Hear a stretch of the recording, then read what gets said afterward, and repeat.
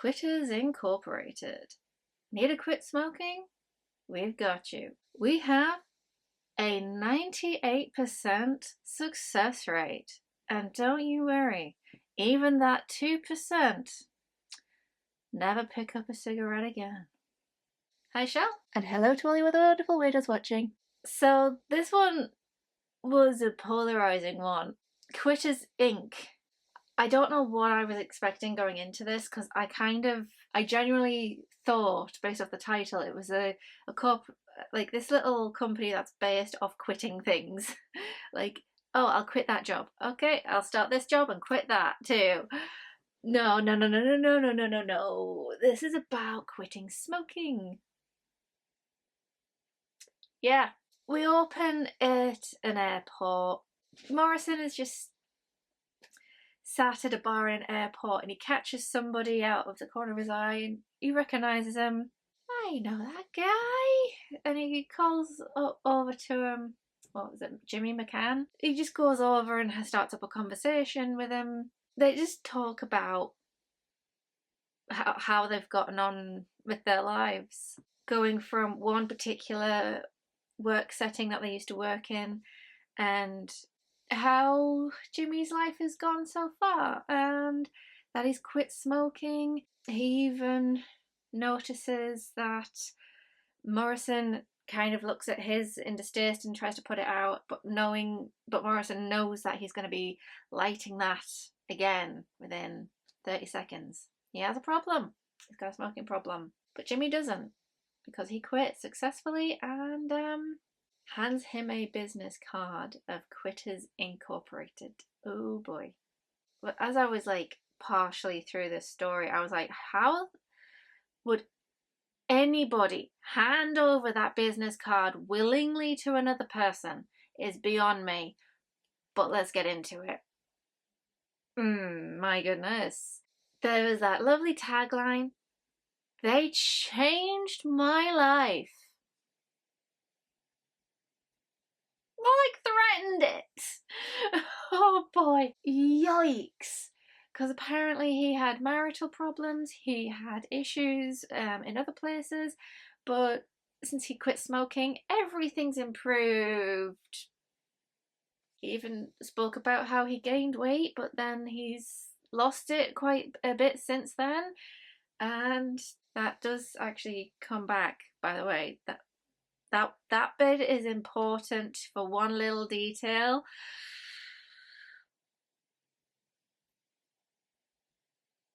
Quitters Inc. is quite a place. Quite a place. Oh my goodness, I'm glad I don't smoke.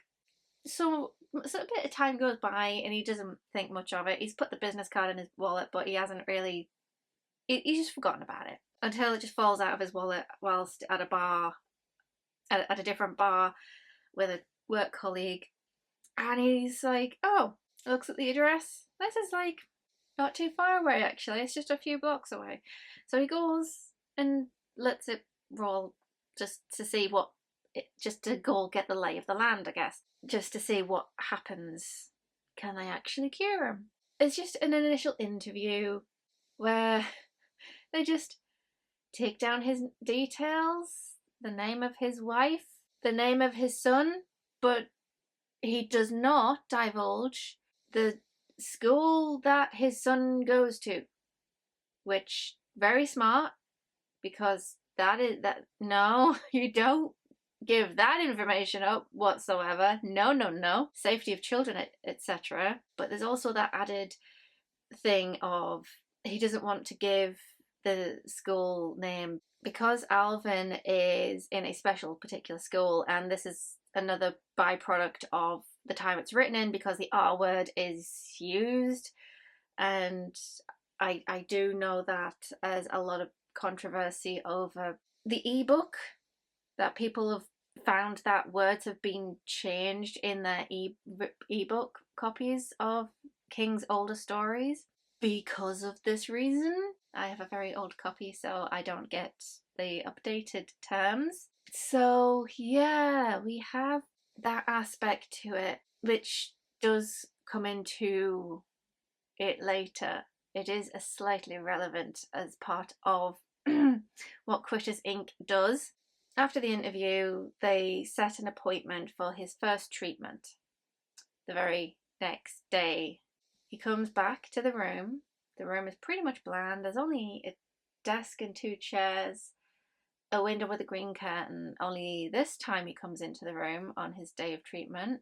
But before that, we get a bit of scare because the guy who's in charge of Morrison's case, he basically runs down all of the details of his wife's full name, middle name included, which was not given in the first interview, the name of his son and the school he resides at. And as expected, Morrison loses it completely, and then he finds out that he's locked in the room.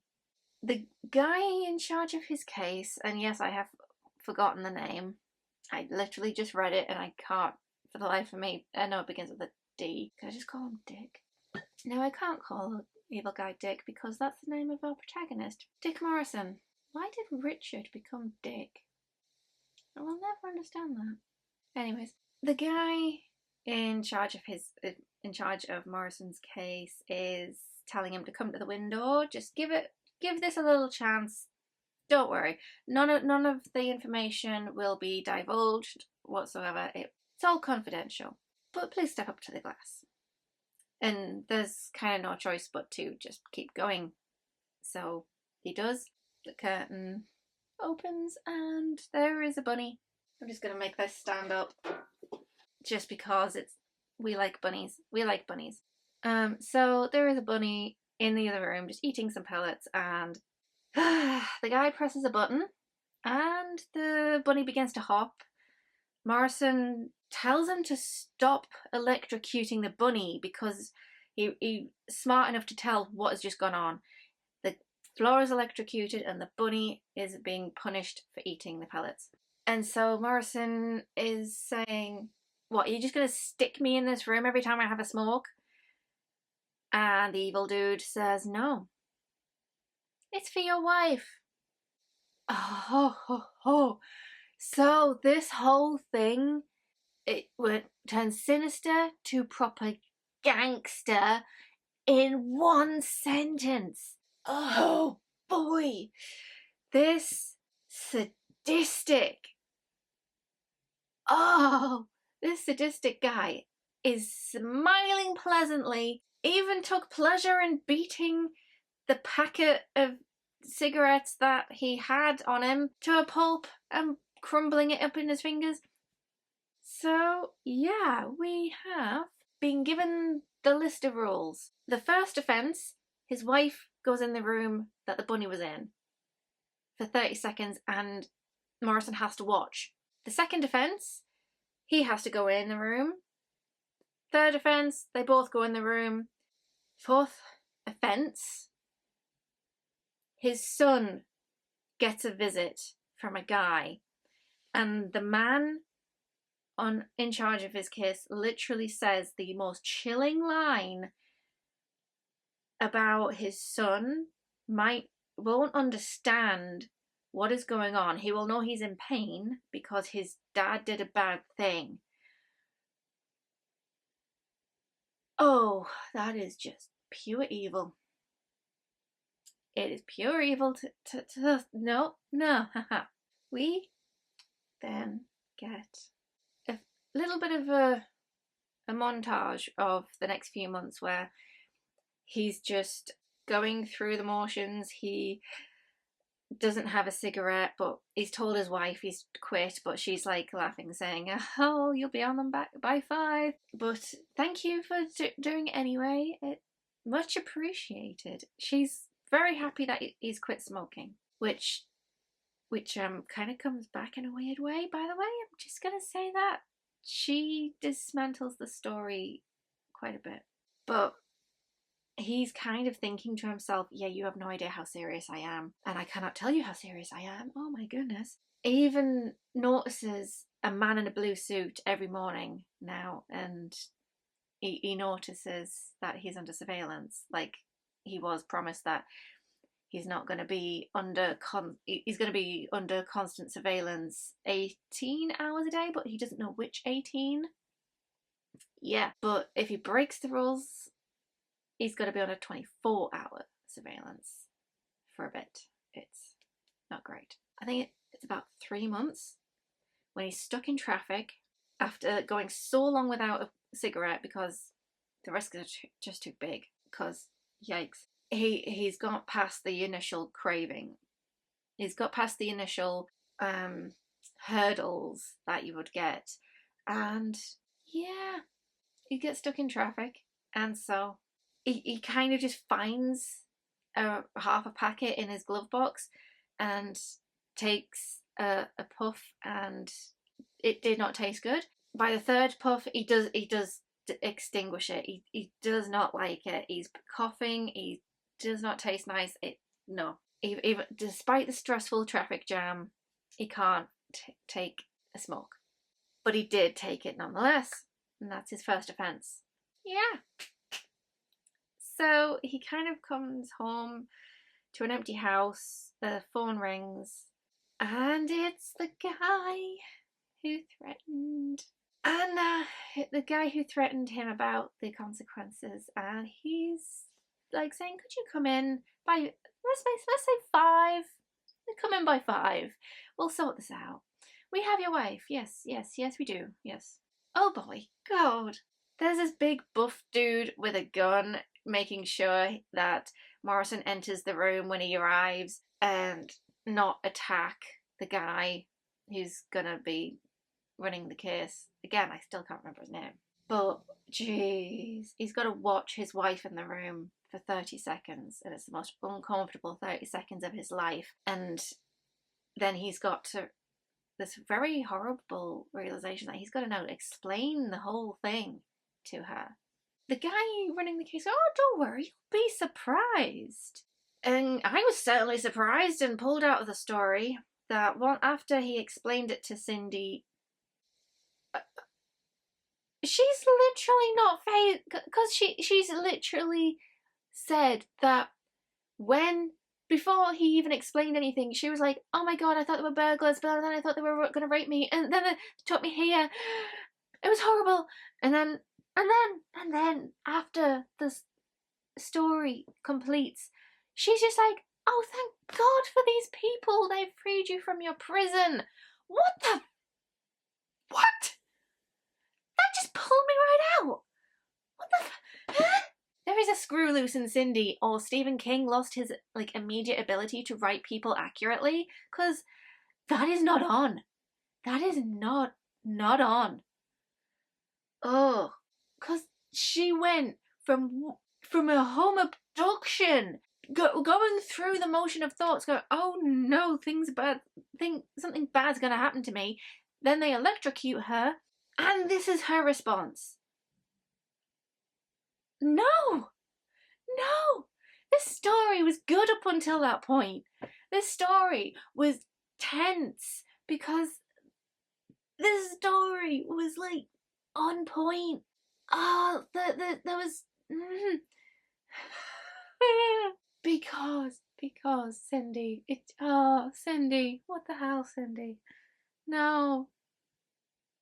Cindy's dumb. Sorry, no, can't. Cindy just broke the story for me. That was the dumbest line I've ever heard. All of that for quitting smoking. Just not. Anyway, I'm moving on. So we have a few months later, he's been called in and weighed. Okay, so he's put on a bit of weight, and the guy in charge of his case going, "Don't worry, all of our clients do. It's natural. I will mark you down as 182 as your max weight." And Morrison just asks, "What happens if I go above that?"